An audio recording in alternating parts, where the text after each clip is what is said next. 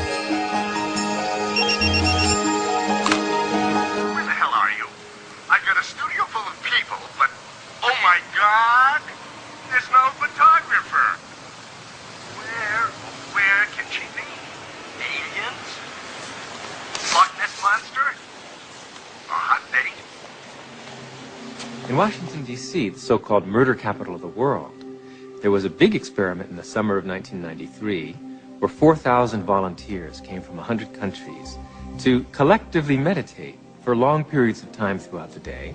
It was predicted in advance that with such a sized group, you would have a 25% drop in violent crime, as defined by the FBI, in Washington that summer.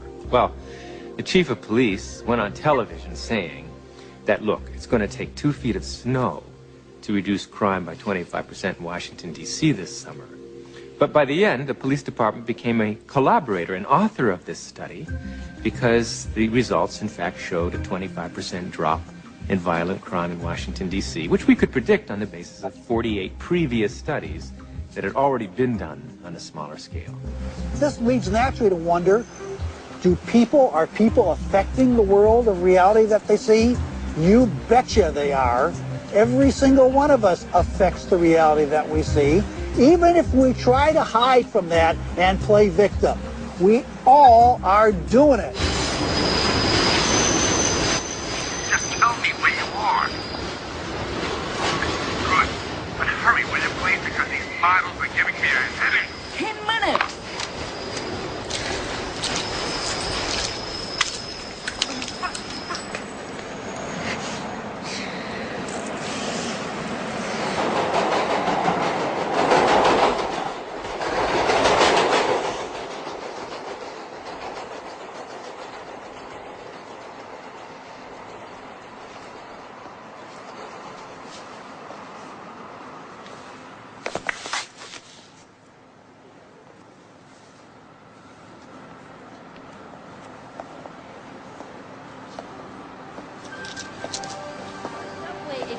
Comes to us from Japan and Mr. Masuro Emoto.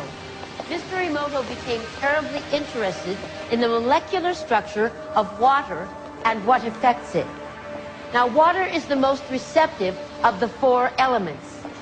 Mr. Emoto thought perhaps it would respond to non-physical events. So he set up a series of studies applied mental stimuli and photographed it with a dark field microscope. This first picture is a picture of water from the Fujiwara Dam. And this picture is the same water after receiving a blessing from a Zen Buddhist monk.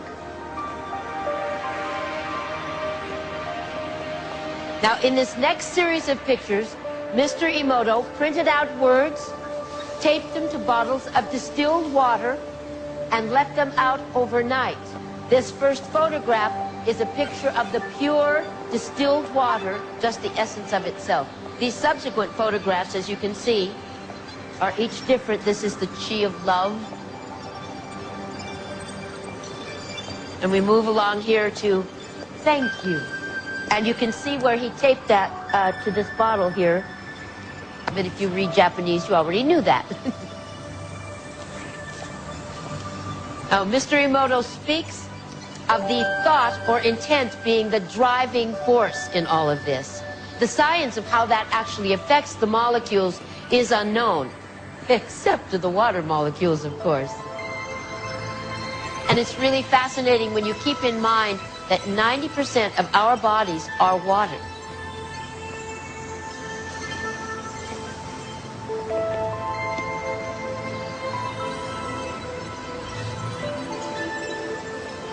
Makes you wonder, doesn't it? If thoughts can do that to water, imagine what our thoughts can do to us.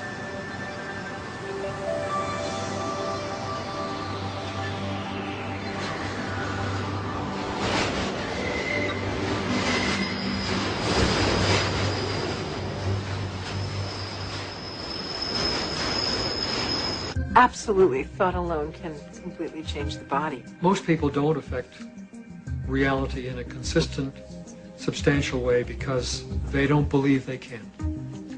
They write an intention and then they erase it because they think that's silly. I mean, I can't do that. And then they write it again and then they erase it. So time average, it's a very small effect. And it really comes down to the fact that they believe they can't do it. If you accept with every rudiment of your being that you will walk on water, will it happen? Yes, it will. But you know, it's like positive thinking. It's a wonderful idea, positive thinking. But what it usually means is that I have a little smear of positive thinking covering a whole mass of negative thinking.